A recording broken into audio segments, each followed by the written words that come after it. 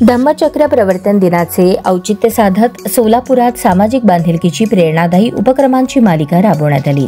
भीमप्रेमी प्रतिष्ठानच्या वतीने विविध मंडळांना भगवान गौतम बुद्धांच्या मूर्तीचे मोफत वाटप तसेच शिक्षण संस्था, पत्रकार बांधव व बचत गटातील महिलांना आदर्श पुरस्कार देऊन गौरवण्यात आले।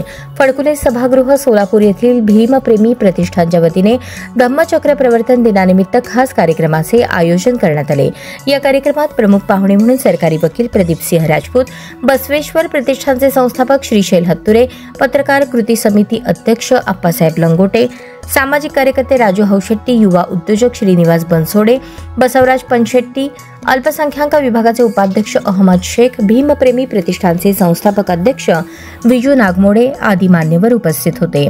मान्यवरांच्या हस्ते विविध मंडळांना भगवान गौतम बुद्धांच्या मूर्तींचे वाटप करण्यात आले। तसेच आदर्श शिक्षण संस्थांचा, विविध पत्रकार बांधवांचा आणि बचत गटातील महिलांचा सन्मान करण्यात आला।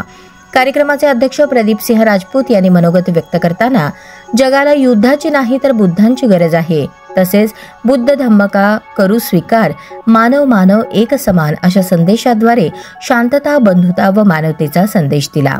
या उपक्रमाच्या यशस्वी आयोजनासाठी भीमप्रेमी प्रतिष्ठानचे सर्व सदस्य व महिला अध्यक्ष लक्ष्मी देवकर यांच्यासह चंद्रशेखर पाटील, रोहन सीताफळे, प्रफुल्ल दिलपाक, राहुल कांबळे, अजय आवार, कुमार आंबट, हनुमंत माने, विजय तळभंडारे, आरती हब्बू आदींनी मेहनत घेतली।